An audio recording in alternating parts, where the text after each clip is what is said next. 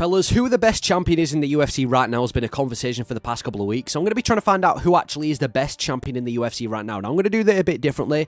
I'm not just going to be going through the pound for pound list and arguing who should be number one. I'm not going to do it that way. I'm going to be going through multiple different categories, both performance and non-performance wise, to figure out what makes a good fighter in the UFC and grading each champion from 1 to 8 in these categories, with 8 being the lowest and obviously 1 being the highest. And at the end, I'm going to calculate the scores, and whoever has the lowest score is going to be the best champion, and whoever has the highest score is going to go right at the back of the list. So we'll start off with fighting hype. Who has the best hype out of all the champions? And we'll go from 8 to 1. So, in my opinion, the champion in the UFC with the least amount of hype has to go with Alejandro Pantoja with 8. Pantoja, he's in the flyweight division. I don't really blame him. He's in a division that doesn't really have the most hype in comparison to others. And on top of that, he's had so much backlash for his headliner at UFC 301. He's not that bad of a fighter as Pantoja, but in terms of pure hype, I would say he's probably got the least potential to headline a pay-per-view out of every other one, all of the champions, in my opinion. He just doesn't really have that much hype around him as well. So I'm going to have to put Pantoja at 8. And then at 7, I'm going to go with Merab. Now, Merab, he is pretty popular, especially from the Georgian fans, but you look at all 3 of his fights, and it wasn't really him being the star of the show in any of them. And his fight with PTN, coming into that fight, was a former champion. He was the big name. When he fought Cejudo, another former champion, he's the big name. When he fought O'Malley, he was fighting the big star, and on top of that, he's not really having these extremely fun performances that get people hyped up for his fight. So I'm going to put Merab at number 7. At number 6, I'm going to go with Belal Muhammad. Similar to Merab, he's just not really known for being that fun. In fact, he's probably one of the most mocked fighters in the UFC in terms of how kind of boring he is. Always got mocked up until his title run, and still now for being boring. And similar to Merab, like I said, he doesn't really tend to get these flashy finishes. He doesn't really tend to get these big moments in his fights. And even though he is winning these fights very dominantly, very comfortably, he's Belal Muhammad, and he's looking great. In terms of hype, he doesn't really have it to his name.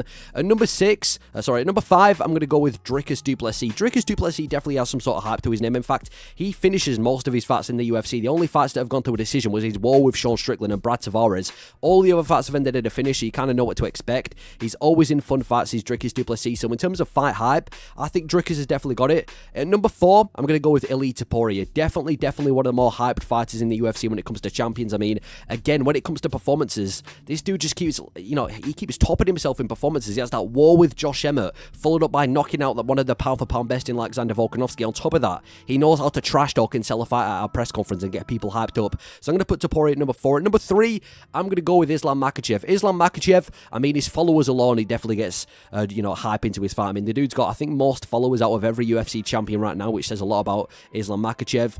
He's pound for pound number 1. He's literally the best fighter in the world. He's the lightweight champion of the world, and he just every single time goes out there, and he's not even a boring fighter. He gets this reputation for being a boring fighter because he's from Dagestan, when in reality, I think Makhachev's one of the funnest. He's definitely got a lot of hype to his name. And then at number 2, I'm going to go with John Jones. Now, the reason I've gone with John Jones number 2 is, again, similar to Islam Makhachev. He is probably the most popular champion right now in the UFC, especially to casuals. 8.7 million followers, the same amount of Islam Makhachev, and he is the biggest champion. Well, he's the biggest star out of all the champions right now. I'm not saying he's the face of the UFC, but it's John Jones. It's the greatest of all time. Most people would regard him as the greatest of all time. The casuals are going to tune into John Jones. Hardcore fans are going to tune into John Jones because it's John Jones at the end of the day. So whenever John Jones fights, it is a big deal. I'm going to put him at number 2. But at number 1, I'm just going to have to say it's Poatan. Even though right now he might not be as big as John Jones worldwide and, in the history of the UFC or whatever, he's definitely the face of the UFC right now. You know what you're getting with Poatan. You know exactly what you're getting. No matter who he fights, he makes it a super entertaining fight. You know what you're getting. He's one of the most liked, one of the most active, one of the most, just kind of beloved champions in the UFC right now. And for good reason. He has everything going for him. Everyone's hyped for Poatan fights, and for good reason. Like I said, you look at his record, nearly every single one of his fights, apart from the one of Jan Blachowicz and Bruno Silva, have ended in a finish. So you know what you're getting with Poatan, and I think Alex Pereira is the most hyped up champion in the UFC right now in terms of fight hype, or at least in my opinion. And then entertainment. How entertaining are their fights? Are they going out there and having bangers? Are they going out there and having snooze fests? At last place, I'm going to go with Merab. Now, I made a video a couple of weeks ago saying that I don't think Merab is that boring of a fighter, and I don't think he's that boring, but compared to the rest of the champions, he's not necessarily flashy either. You know what you're getting with Merab. Constant takedowns, constant pressure. He doesn't really go for submissions, I don't think. He doesn't really damage people too badly with ground and pound, at least not since the Moraes fight. He's not that good on the feet, and nearly every single one of his fights, apart from the Marlon Moraes fight, like I just said, in which he nearly got finished in, have ended in a decision. So you know what you're getting with Merab. he's not the most entertaining to watch, especially across 5 rounds. Just behind Merab, I'm going with the guy, like I said before, Bilal Muhammad, the guy who have kind of been mocked for the majority of his career. Like I said before with Merab, listen, Bilal Muhammad is super dominant. Nobody can stop his wrestling. Even Leon, this guy with great takedown defense, couldn't stop his wrestling. But you know what you're getting with Bilal Muhammad. He's going to take you down, try and keep you down and control you for as long as possible, and try and walk forward with a heavy pressure boxing style and get the takedown. And you know what you're getting with Bilal Muhammad. Not the most flashy style, not the most interesting style, not the most gladiator kind of style that you get from some fighters in the UFC. So I'm going to put Merab and Bilal last. Then I'm going to go with Alejandro Pantoja. Now this kind of turns into hype because I feel like the more popular you are as a champion, the more kind of entertaining your fights are going to be, in the sense that you could be the most entertaining fighter in the world, but if you don't really have hype, not much people are going to care. And I feel like Pantoja kind of has that problem. He's not a boring fighter. In fact, he had one of the best fights of 2023 when he fought Brandon Moreno. But again, he's kind of, I feel like whenever he starts entering a firefight with people, Pantoja kind of just takes it to the ground. And I'm not going to say he starts stalling, because he is a good submission artist, but he doesn't seem to have the, I don't know, he doesn't seem to, if all of his fights were like the fight with Brandon Moreno, he'd be much higher on this list. He does seem to kind of take it to the mat when things get tricky, which is a logical thing from a winning perspective, but from an entertainment perspective, I'm going to go with Pantoja. Then I'm going to go with John Jones. Yeah, John Jones is an entertaining fighter to watch, but he's not one of these guys that goes out there and consistently has a war. Sometimes he tends to stall when he tends to go 5 rounds or 4 rounds, at least in the end of his light heavyweight division career. He ended up kind of stalling, holding people against the cage. He is a good finisher, though. He is quite dangerous, as he just showed against Cyril Gane, got a first round finish, and he is the greatest of all time, so you kind of know what you're getting with John Jones. But I'm going to put him next up in terms of entertainment. And then I'm going to go with Dricus du Plessis at number 4. Dricus is super entertaining to watch. I mean, it doesn't matter who he faces, he's going to make it an absolute dogfight. He faces people that on paper should be much better than him, and he just always finds a way. Like, Dricus du Plessis has to have the most heart right now in the UFC. Whether he's losing the rounds, whether he's losing the fight, he'll find a way to bounce back, and that's why I like watching Dricus du Plessis so much. And on top of that, like I said before, he nearly always gets finishes. I think he had like 19 finishes coming into the UFC or something crazy like that, with only like 3 or 4 decisions in his entire career. So he's definitely entertaining to watch. His Dricus du Plessis, always in a dogfight. Then I'm going to go with Ilia Topuria. Ilia Topuria, again, one of the most entertaining fighters to watch in the UFC, because he's not one of these guys like Dricus that kind of have to grit down and, you know, just show heart to get a win. He is so technical, but at the same time, he makes it so fun, with only 2 decisions in the UFC and one of them being a war to Josh Emmett. Knocks out Alexander Volkanovski, like I said, goes to war. Well, no, don't even go to war, just completely bludgeons Josh Emmett, submits and dominates the grappler Bryce Mitchell. He's always putting on good performances. It seems like every single one of his performances is better than his last. Topuria is definitely one of the most entertaining champions in the UFC. Then I'm going to go with Islam Makhachev. Islam Makhachev, arguably the most entertaining as well. Like I said, he's the best fighter in the UFC. There's something about knowing that you're watching the best fighter in the world compete that has to make it a little bit more entertaining. And even his performances, knocking out Alexander Volkanovski, one of the best strikers, submitting Charles Oliveira, one of the best submission artists. The dude is beating people at their own game. It's almost as if you've watched a fighter that has been made in a lab specifically to beat people. That's what it feels like when you're watching Islam Makhachev. And at number 1, I'm going to go with Poatan again. Poatan, like I said before, you know what you're getting with Poatan. It's going to be a fun fight, and he's probably going to finish the opponent every single time, as he's been showing recently. This dude just puts on good performance after good performance. I don't need to tell you this, just look at his career. So number 1, I'm going to go with Alex Pereira again in terms of entertainment. And then for star power, how big are these guys? How popular are these guys? Are these guys big stars? Can they join a lot of eyes?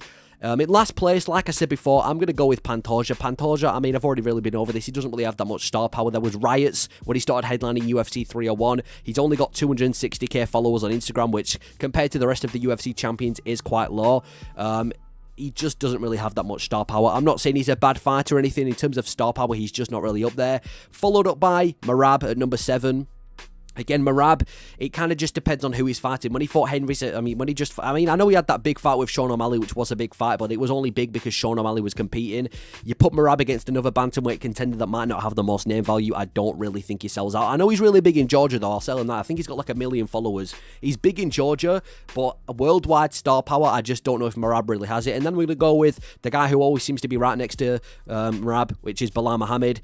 Yeah, Bilal Muhammad, similar to Merab, every single time he fights, he's never really been the star of the show. He's never really been the guy that everyone's looking forward to. When he fought Sean Brady, everyone's eyes were on undefeated Sean Brady. When he fought Gilbert Burns, everyone's eyes were on Gilbert Burns. When he fought Leon Edwards, everyone's eyes were on Leon Edwards. Even in his new fight with Shavkat Rakhmonov, everybody's talking about this undefeated guy who's finished everyone in Shavkat Rakhmonov, the boogeyman, and no one's really seeming to pay attention to Belal Muhammad, and I think that kind of shows about his star power, to be honest. Next up, I've gone with Dricus du Plessis. Dricus du Plessis definitely has some sort of star power, but again, he fought Adesanya. He was a big fight with Adesanya, and he went out and did exactly what he should do. And it wasn't just the fight with Adesanya that's kind of made him into a big star. It's the build-up as well. He knows how to promote. He made the trash talker Sean Strickland get mad at him at the press conference. He made Adesanya cry. This dude knows how to sell a fight at press conferences. He does it right. So Dricus du Plessis definitely got a lot of star power. Then I'm going to go with Ilia Topuria. Now, Topuria is absolutely huge in Spain. I know, he's taking pictures with, famous football players like Messi. He's going to these football games in Spain and all these. He's meeting all these celebrities. I know he's absolutely massive in Spain. Worldwide, he's pretty big as well. 4.7 million followers with only one title fight in the UFC. He's been able to promote himself really well. He's super confident, and he's definitely one of the biggest stars in the UFC. And just next to Topuria, I'm going to go with Alex Pereira.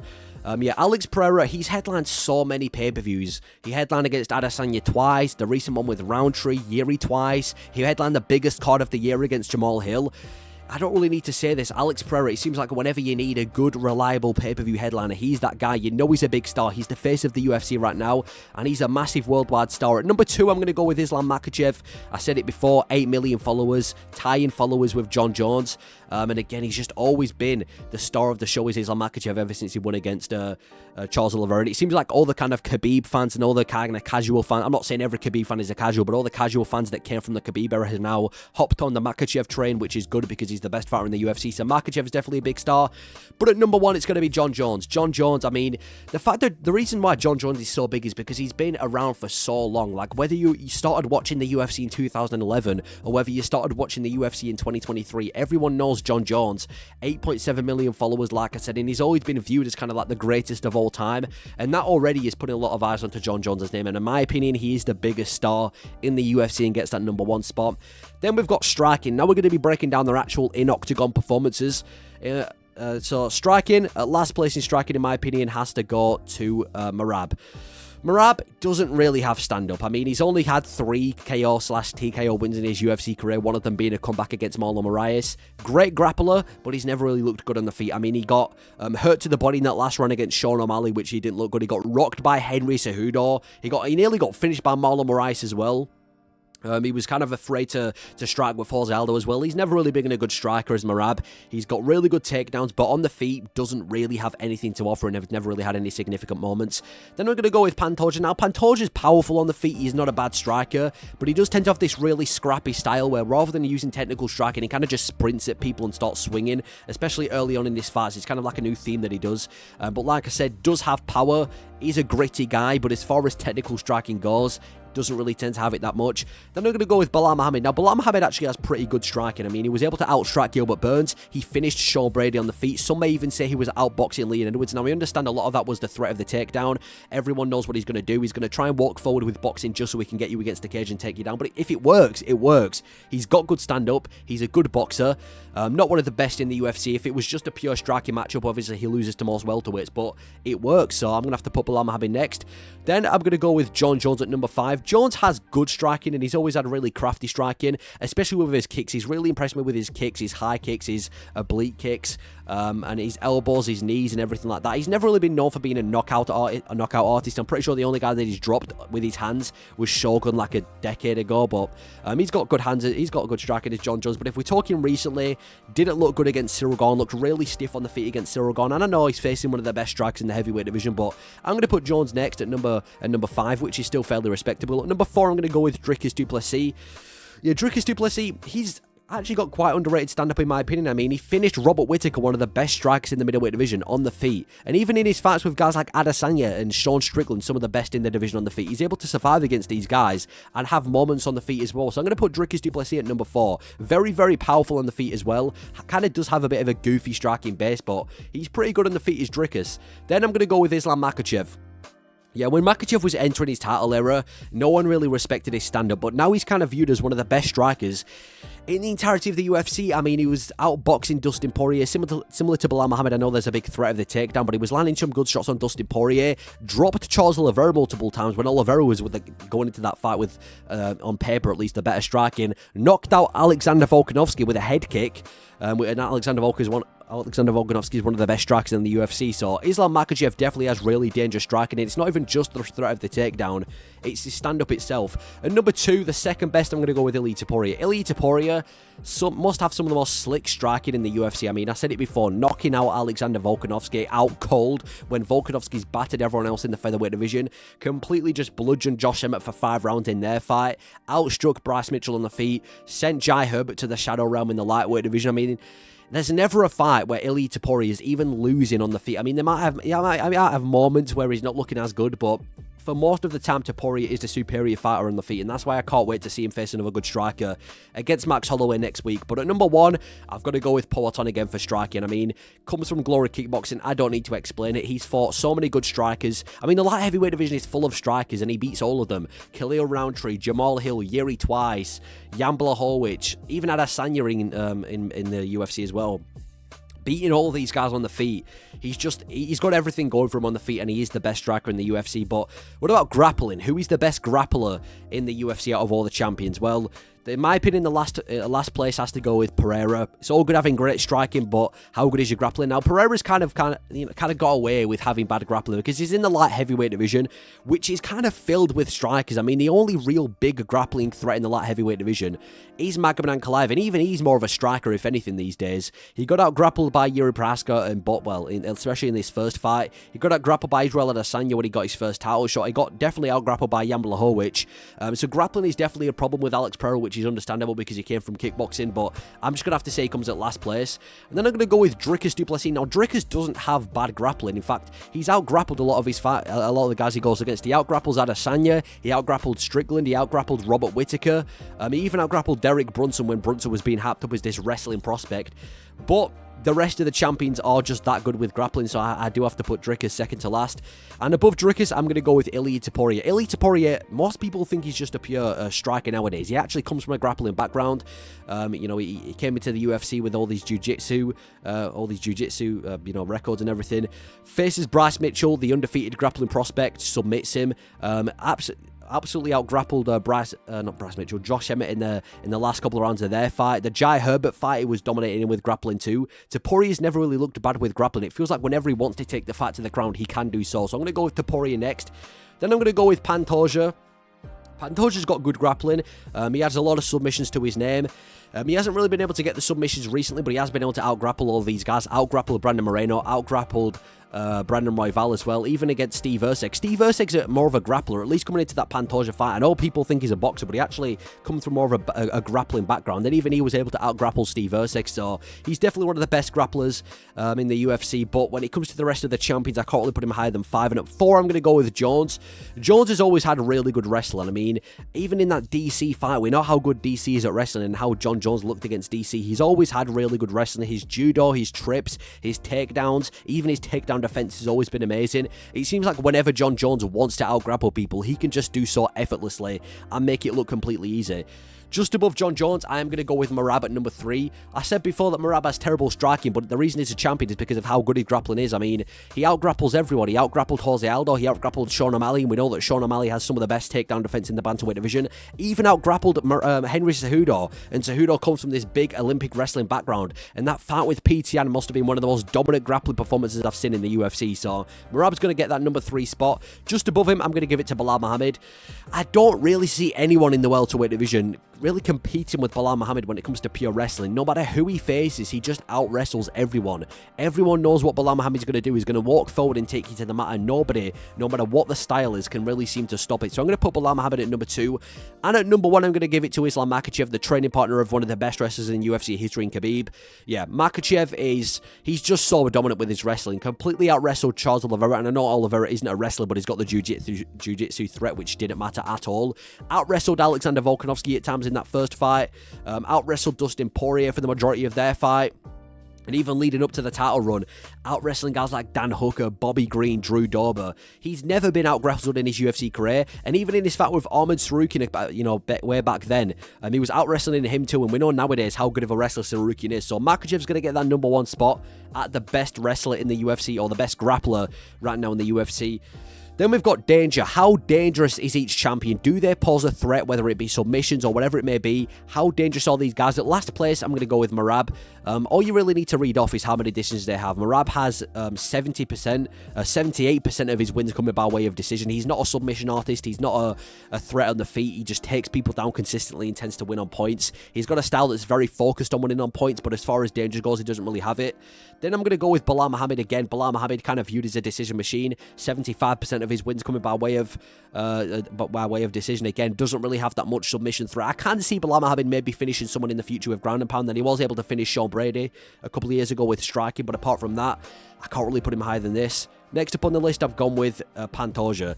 Yeah, Pantoja, he's actually had some good submissions in the UFC. In fact, he's fairly even when it comes to all of his methods of victory. KO 28, submission 36, decision 36, but the past 3 fights have all ended in decisions, some of them being quite close, so I can't really say that he's as dangerous nowadays as he was leading up to the title shot.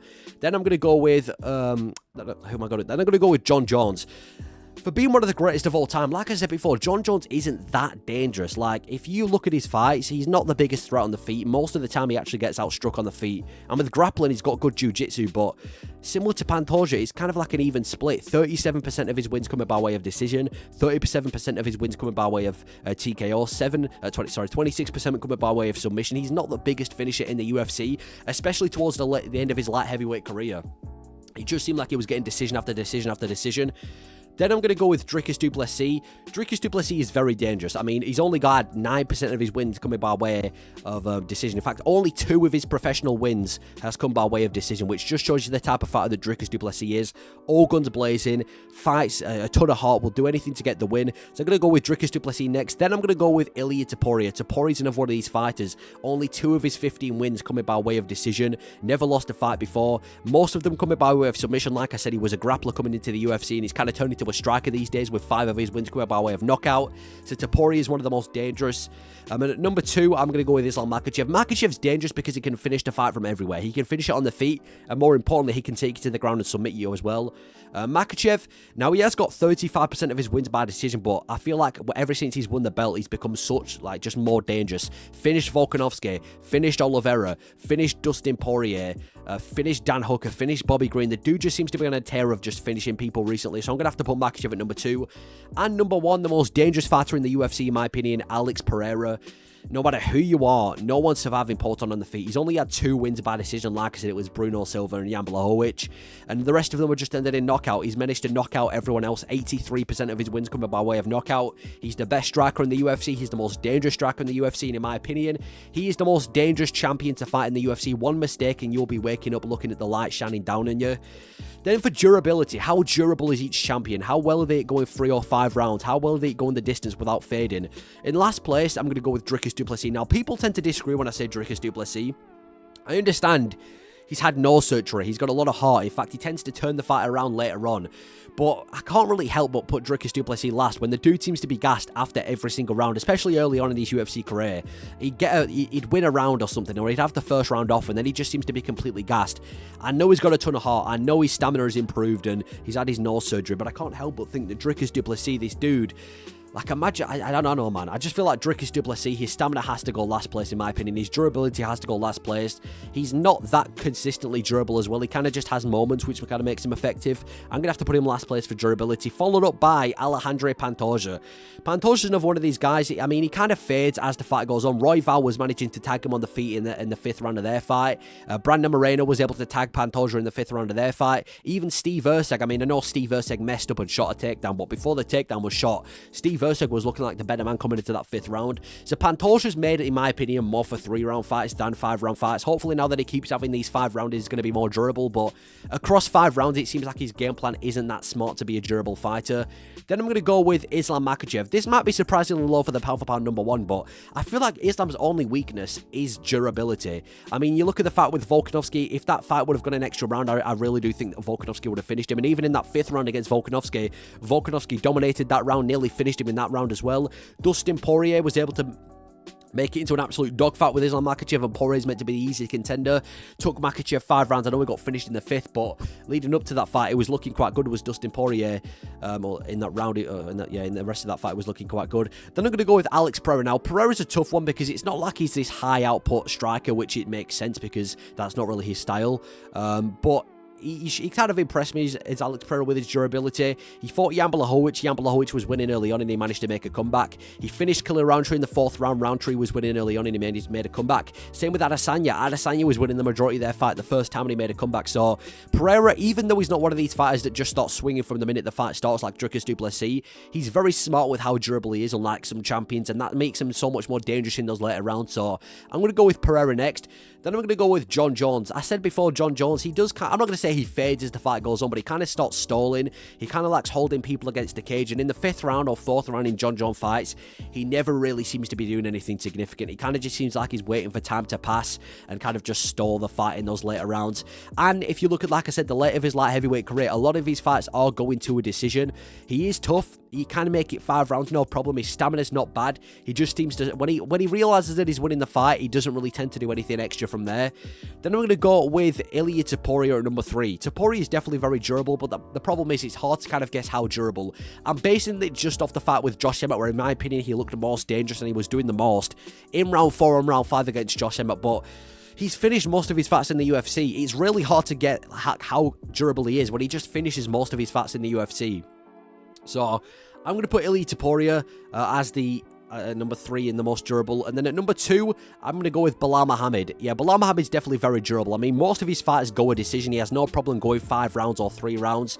And he's just got the same pace from the beginning to the end. I mean, he showed it in that Leon Edwards fight. Leon Edwards, he was the champion, this well-rounded guy. And Bilal Muhammad's able to out-wrestle him from round 1 to round 5. No matter who he goes against, he's just got the exact same pace from round 1 to round 5 of just this walk-forward grappling. He doesn't take rounds off. He doesn't stall. He just goes out there and does the exact same thing every round. And number 1 is Merab. Yeah, Merab needs to be studied in a lab. This dude, his stamina and his durability is amazing. In fact, I'd argue that he kind of looked good in those later rounds, if anything. I mean, that fight with Cejudo looked amazing, was dominating Cejudo in that 3rd round. That fight with Peter Yan, he looked the exact same in the beginning of that fight as he did in the end. In round 1 and round 5, he was doing the exact same things, and he kept that pace throughout the entirety of the fight. He probably has the best stamina out of every UFC champion, and he's definitely the most durable. So I'm going to put Merab at number 1 for the best durability out of every champion.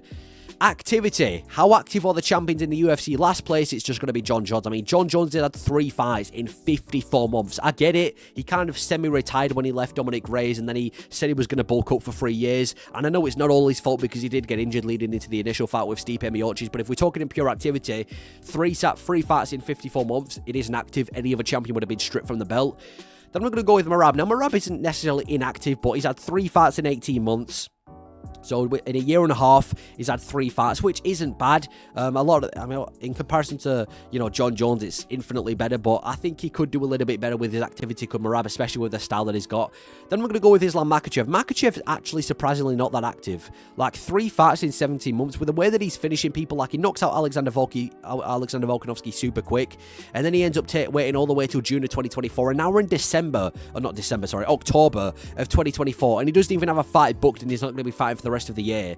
So 3 fights in 17 months, and I mean, it's more than 17 months now, isn't it? I mean, we're now on to what, like 18, 19, 20, like 20 months now when he's still not going to fight booked, so I can't say that Makhachev's the most active either. Then I'm going to go with Dricus du Plessis. Dricus has had 3 fights in 13 months. Obviously, I'm just basing it off his 3rd most recent to his 1st most recent, not counting right now, but he's had 3 fights in 13 months. He's active, he's Dricus du Plessis.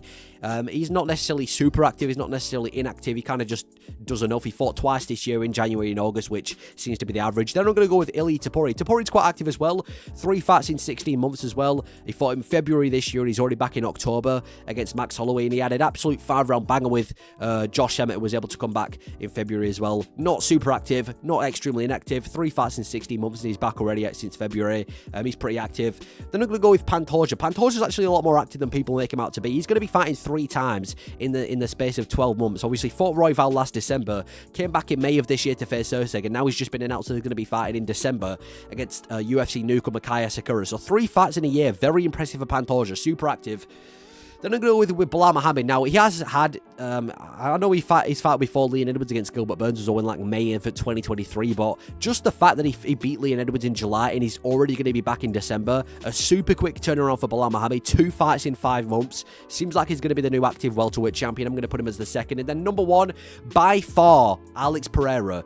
4 title fights in less than a year. 4 title fights in 11 months. Faces Yuri in November of last year. Comes back in April this year to face Jamal Hill. 2 months later, he's back again against Yuri Prochazka. And a couple months later, he's against Khalil Roundtree. 4 fights, 4 title fights in 11 months is crazy for Alex Pereira. So he's definitely by far the most active champion and he gets that number 1 spot.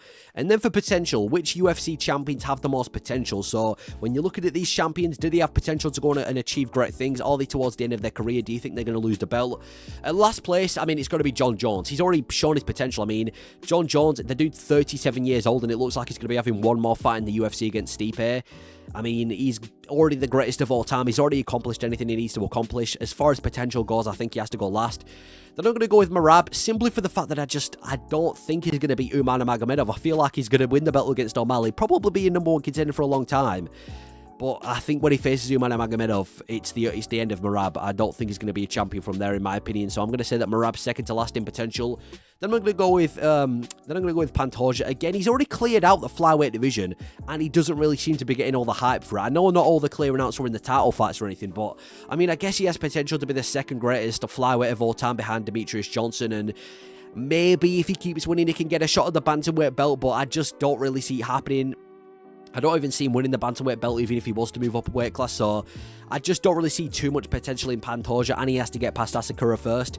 Then I'm going to go with Dricus du Plessis. Dricus definitely has some form of potential. He has potential to arguably one of the greatest middleweights of all time. I mean, he's already beaten 2 of the greatest middleweights of all time against Israel Adesanya and Whittaker, who, in my opinion, are the second and the third greatest of all time. He's already beaten those guys, and if he keeps it up, I do think that Dricus du Plessis can put together a really good middleweight resume and get into that top 5 greatest middleweight of all time category list. So I think Dricus definitely has some potential. Then I'm going to go with Bilal Muhammad. Now, Bilal Muhammad, he's actually got potential to be above Kamaru Usman in the second greatest welterweight of all time behind GSP. People always talk about how Usman was one of the greatest welterweights of all time. Bilal's actually got quite an underrated resume. Leon Edwards, the guy who beat Usman, one of the pound for pound best, he beat Leon Edwards dominantly. Sean Brady, Gilbert Burns, Stephen Thompson, Vicente Luque. He hasn't even had a single title defense yet, and these are all the guys that Bilal Muhammad is beating. He's actually got a really good resume in the welterweight division, and if he can rack together 1 or 2 more defenses, I'd argue that he could be above Usman resume-wise, so I think Bilal Muhammad's got a lot of potential.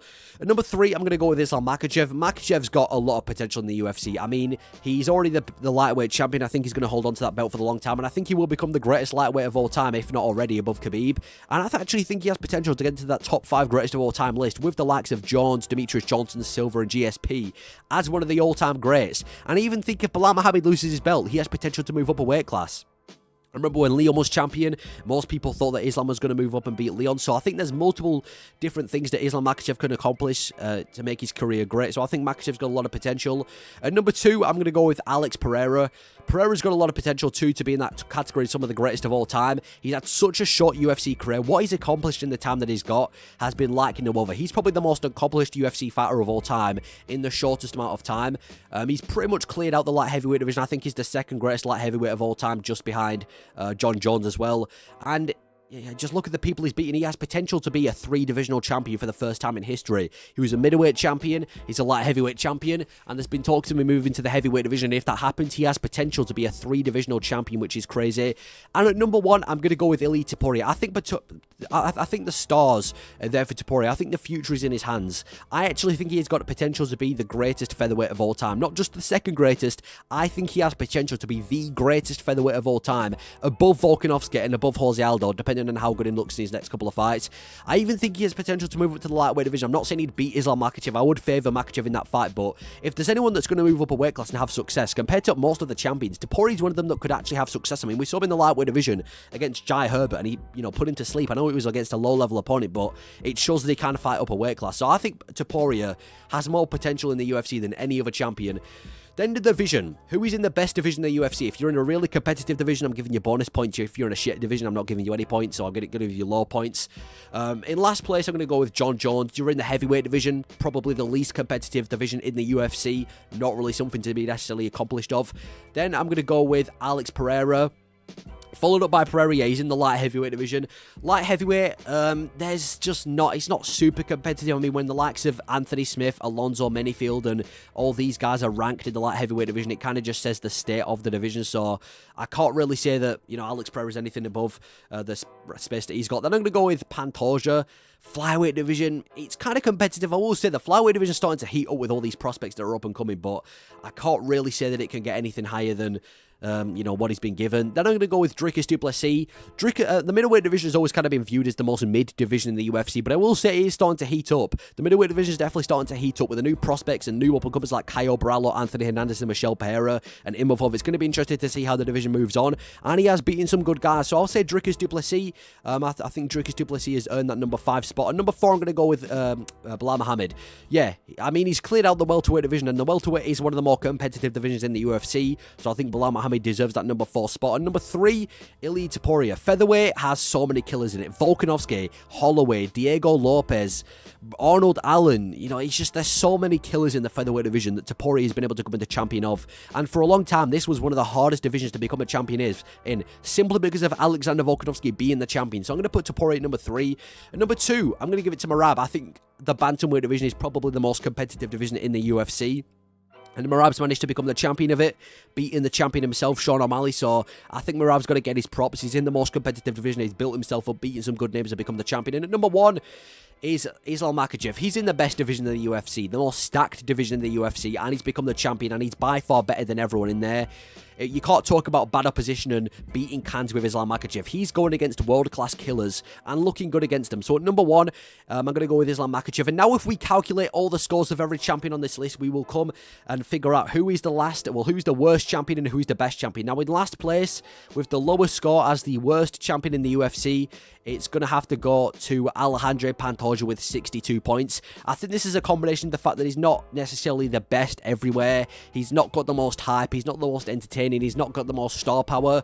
I think that's probably what Pantoja's got to do. So Pantoja, unfortunately, is last place at 62. Then just behind Pantoja, in second to last place, it is Merab with 58 points. Again, he's not got the best stand-up. He's not the most entertaining guy to watch. Not got the biggest star power. Got great grappling, great durability, but unfortunately, he can't make it past second to last place. Then next to Merab, it's actually surprisingly, well, not surprising, but it's Dricus du Plessis. I think Dricus just needs to test himself more. I think Dricus du Plessis, he's one of these fighters in the UFC that looks terrible, but he's the best of a bad bunch. I don't know how to say it. He looks terrible, but somehow gets it done every single time. And I'm going to have to put Dricus du Plessis with the score of 53. Then behind Dricus du Plessis is the GOAT, John Jones. I think this is just a combination of not being active, not being that, I don't know what it is necessarily with John Jones, but I feel like Jones has kind of gone in the middle with most of his things. He's kind of got the middle score in most things, which is why he's not been able to get super high on this list. He's not low on this list. He's up 50, but he's not one of the top dogs in the UFC right now. Behind John Jones is Bilal Muhammad at 46. The fact that Bilal Muhammad has actually managed to make it above John Jones is kind of laughable. I never would have expected Bilal Muhammad to be above John Jones in the best champions list, but I think it's going to be a combination of activity, dominance, being one of the best wrestlers in the UFC right now. So then I'm going to have to go with Bilal Muhammad. Then just behind Bilal Muhammad is Ilia Topuria at 33, which is quite a big difference, actually, to be fair. Topuria is one of the best champions in the UFC. He ticks every box. He seems like he's got no weaknesses. He's well-rounded. He's got good grappling, good striking, star power, trash talk. He's got everything going from his Ilia Topuria. So he's not surprising he's got 33. And just next to Ilia Topuria is Alex Pereira with a score of 30. Pereira's got everything going from as well. Striking, fan favourite, star power, active, dominance, danger. Alex Pereira's got everything, so it's no surprise that Alex Pereira is one of the best. But at number 1, I've gone with Islam Makhachev at 28 points. I think Islam Makhachev is just the fact that he's so well-rounded. Like, he is the best. He's a big star. He's got the best grappling, the best, well, not the best, but some of the best striking. There's very few areas, apart from maybe durability, that you can grade Islam Makhachev low on. So I don't think it's surprising that Makhachev has come at number 1 with 28. So according to this list, Islam Makhachev is the best champion, but that is me ranking every single UFC champion and trying to figure out who is the best. Let me know your thoughts on this video, and if you agree with the list, thank you for watching.